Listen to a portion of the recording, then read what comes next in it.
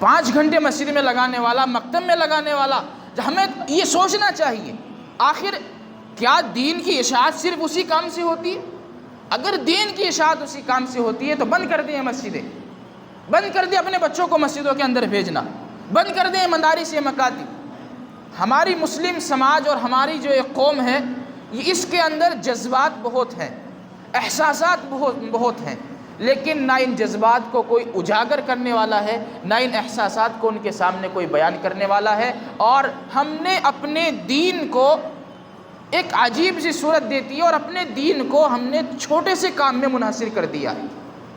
میرا عزیزو، آج ہمیں اپنے ذہنوں سے، اپنے دماغ سے غلط فہمی نکال دینی چاہیے۔ آج ہم سمجھتے ہیں کہ دین کی جو تبلیغ ہوتی ہے اور دین کی جو اشاعت ہوتی ہے اس کا طریقہ صرف یہ ہے، تو ہمارے ذہنوں میں جو یہ بات ہے اس کو ہمارے اپنے دل و دماغ سے نکال دینا چاہیے، اس لیے کہ اللہ کے رسول صلی اللہ علیہ وسلم نے فرمایا کہ الایمان بضع و سبعون، ایمان کی 70 سے بھی زیادہ شاخیں ہیں۔ اب ظاہر ہے جب ایمان کی 70 سے زیادہ شاخیں ہیں تو ہر شاخ کے لیے کام کرنے والے موجود ہونے چاہیے۔ ایسا نہیں ہو سکتا کہ ایک ہی طریقہ کار کے اندر ان ساری شاخوں کو بیان کر دیا جائے۔ پورے دین کو ایک جماعت، حقیقت یہ ہے کہ کبھی بھی بیان نہیں کر سکتی۔ کوئی کچھ کام کرے گا، کوئی دوسرا شعبہ سنبھالے گا، کوئی تیسرا شعبہ سنبھالے گا، لیکن آج ہماری حقیقت، ہمارے معاشرے کی کڑوی سچائی یہ ہے کہ آج ہم نے دین کا کام صرف ایک چیز کو سمجھ لیا ہے، اور اپنی نوجوان نسل کو آج ہم نے اپنے مدارس سے، مساجد سے، مکاتب سے، خانقاہوں سے اور مراکز سے دور کر دیا ہے، اور سمجھتے یہ ہے لوگوں کو، ان کے دلوں میں یہ بات بٹھا دی ہے کہ جو کام ہے وہ یہ ہے۔ میرا عزیزو، آج بڑے افسوس کے ساتھ مجھے یہ کہنا پڑ رہا ہے، مجھے کہنے دیجئے کہ آج ہم اپنے دین کو اتنا ہم نے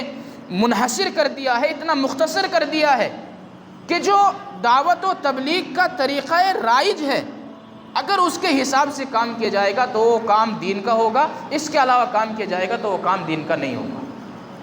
آج بڑا افسوس اس وقت میں ہوتا ہے جب مدرسوں میں پڑھانے والے، مسجدوں میں بچوں کو پڑھانے والے، جب ان بچوں کو پڑھاتے ہیں اور شام میں مشورے میں بیٹھ کر کے یہ معلوم کیا جاتا ہے کہ 2.5 گھنٹہ کسی کا لگا یا نہیں لگا،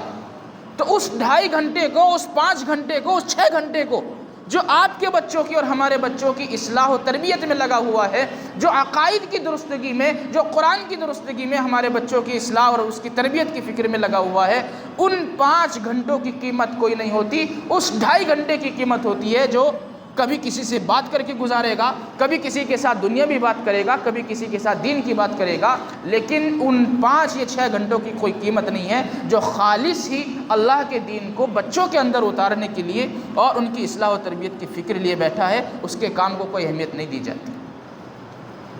5 گھنٹے مسجد میں لگانے والا، مکتب میں لگانے والا، ہمیں یہ سوچنا چاہیے